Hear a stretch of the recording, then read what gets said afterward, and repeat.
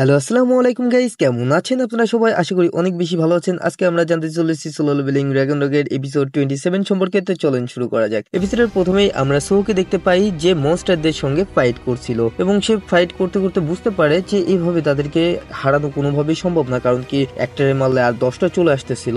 আর এটা ভেবেই সুহো ওখানে থাকা একটি মমি মনস্টারের উপরে তার শ্যাডো এক্সট্রাক্ট করার চেষ্টা করে। তখন সুহোর স্টার্স উইন্ডোতে একটি নোটিফিকেশন আসে, ওল্ড সোল এক্সট্রাক্ট করা সম্ভব না। এর মানে এই মনস্টার গুলো তো মমি টাইপের মনস্টার, আর মানুষ মারা যাওয়ার পরে মমি বানানো হয়।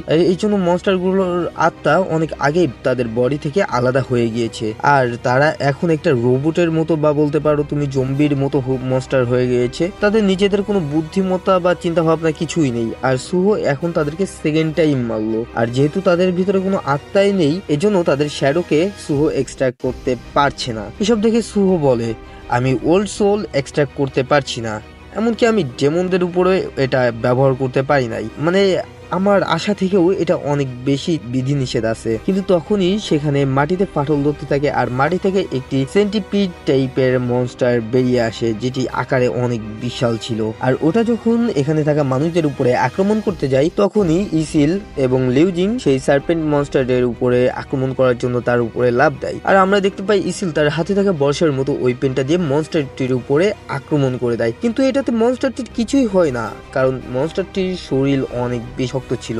লিউজিন তখন সুহোকে বলে, সুহো এখন হয়তো আমাদের পিছু হটতে হবে। সুহো উত্তরে জানায়, আমারও এমন মনে হচ্ছে। এরপর সুহো মনে মনে ভাবে, আর্জেন্ট কোয়েস্টের ডাইমেনশনাল ক্র্যাক ঠিক করার কথা বলা হয়েছে, এখানে থাকা সব মনস্টারদের ক্লিয়ার করার কথা বলা হয়নি। আর স্ক্যাভেঞ্জার গিল্ড যদি বস মনস্টারকে হারিয়ে দেয় তাহলে মনে হয় না তারা সুহোকে কোয়েস্ট সম্পূর্ণ করতে দেবে। কিন্তু তখনই সেই বস টাইপ মনস্টারটি এখানে চলে আসে। লিউজিং এটাকে দেখে অবাক হয়ে বলে, আরে এটা সেই রাস্তা না যেখান দিয়ে স্ক্যাভেঞ্জার গিল্ড ভেতরে গিয়েছিল, ওখান থেকে একটি নতুন মনস্টার বের হচ্ছে। সুহো তখন ফিল করতে পারে এই মনস্টারটি আসলে একটি রেড নেমের মনস্টার। আর আপনারা যদি ভালোভাবে খেয়াল করে থাকেন তাহলে বুঝতে পারবেন এই রেড নেমের যে মনস্টার গুলো রয়েছে সেগুলো আসলে সুহো বর্তমান যে স্টেট রয়েছে তার থেকে বেশি শক্তিশালী। এরপর আমরা এই মনস্টারটির উপরে তার নাম এবং টাইটেল দেখতে পাই। এই মনস্টারটির নাম ছিল আম্মুত এবং তার টাইটেল ছিল দি প্রিজনার অফ দি টোম্ব। মনস্টারটি এখানে আসা মাত্রই বলে ডিসপিয়ার, আর এটা শুনেই ওখানে থাকা সব মনস্টার গুলো ওখান থেকে চলে যেতে থাকে। এগুলো দেখে ইসিল বলে,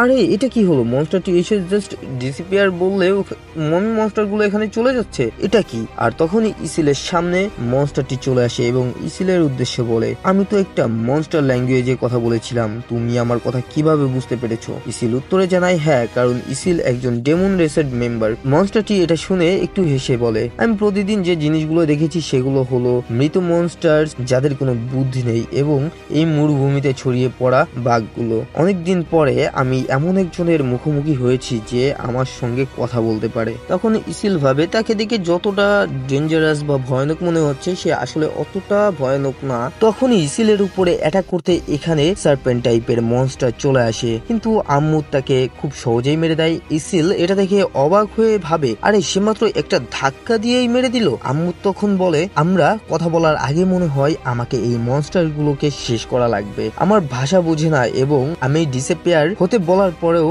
এখনো এখান থেকে যায়নি। এটা বলেই আম্মুত ওখানে থাকা বাকি মনস্টারদের মারতে থাকে। আর এখানেই আমরা আম্মুতের পাওয়ার সম্পর্কে কিছুটা ধারণা পাই। সো এটা দেখে ভাবে, এটা কিভাবে সম্ভব, একটা মনস্টার অন্য মনস্টারদেরকে মারছে। তখন এখানে সেই বড় সার্পেন্ট মনস্টার চলে আসে, কিন্তু আম্মুত খুব সহজেই সেই সার্পেন্ট মনস্টারটাকেও মেরে দেয় এবং কি সেটাকে হাওয়ায় টুকরো টুকরো মানে বাতাসে ভাসা অবস্থায় টুকরো টুকরো করে ওই মনস্টারটার রক্ত মাটিতে আসার আগেই আম্মুত সেখানে চলে আসে এবং সেই মনস্টারটার রক্ত আম্মুতের শরীরের উপর পড়ছিল। তখন আম্মুত বলে, আই হেট বাঘ। এরপর আমাদের লিউজিং এর টিমকে দেখানো হয়, যারা এসব দেখে অনেক বেশি শকড হয়ে যায়। লিউজিং এখানে মনে মনে ভাবে, এটা কেমন মনস্টার যে কিনা চোখের পলকে অসংখ্য সার্পেন্ট টাইপের মনস্টারকে মেরে ফেললো, সে অনেক বেশি শক্তিশালী। কিন্তু তদন্ত অনুসারে এই ফেল টাইপ ডানজনটি তো একটি সি থেকে বি র্যাঙ্কের ডানজন হওয়ার কথা ছিল। তখনই আম্মুত এখানে আসে এবং বলে, মনে হচ্ছে এখানে আরো অনেকেই আছে যারা আমার সঙ্গে কমিউনিকেট করতে পারে না, তোমরা সবাই মরো এখন।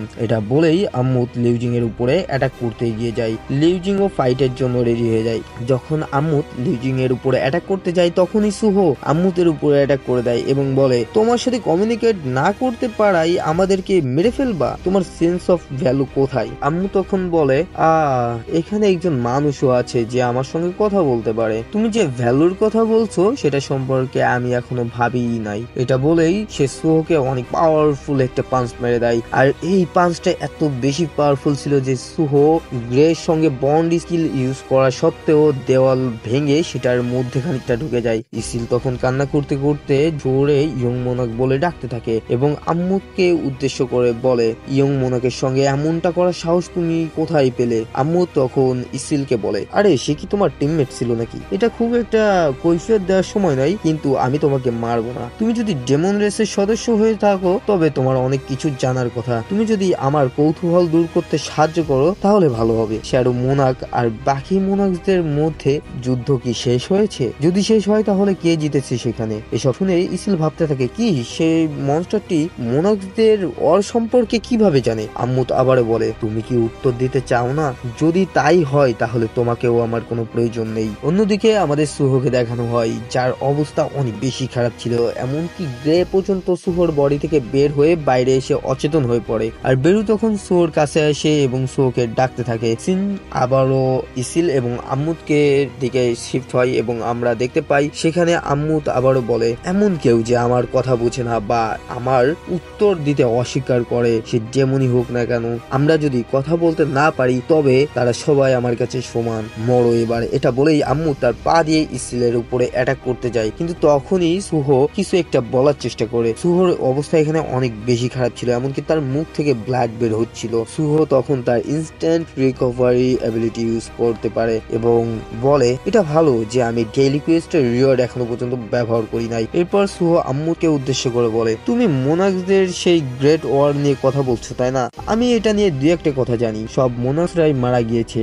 And of course the great shadow মোনাকের হাতে। এটা শুনে আম্মুত অনেক বেশি অবাক হয়ে বলে, এটা কি সত্যি? তুমি কি বলতে চাচ্ছ আমি যখন এই জায়গায় আটকা ছিলাম বা বন্দি ছিলাম এর মধ্যে মোনাক্সদের ওয়ার শেষ হয়ে গিয়েছে? সুহো উত্তরে বলে, হ্যাঁ এটা সত্য। এরপর সুহো মনে মনে ভাবতে থাকে, যদি সে মোনাক্সদের মধ্যকার ওয়ার নিয়ে জিজ্ঞাসা করে তবে সে অবশ্যই কোনো মোনাকের সঙ্গে পরিচিত বা তার কাছের কেউ হতে পারে বা পরিবারের সদস্যও হতে পারে, ব্লাড লাইনেরও হতে পারে। এই অ্যালিগেটর মনস্টারটি একটা এস র্যাঙ্ক মনস্টারের মতো মনে হচ্ছে। আম্মু তখন বলে, তাহলে শেষমেশ শ্যাডো মোনাক ওয়ার জিতেছে। যদি শ্যাডো মোনাক অন্য মোনাকদের মেরে ফেলে তাহলে তার মানে দি মোনাক অফ দি আয়রন বডিও তার হাতে মারা গিয়েছিল, তাই না?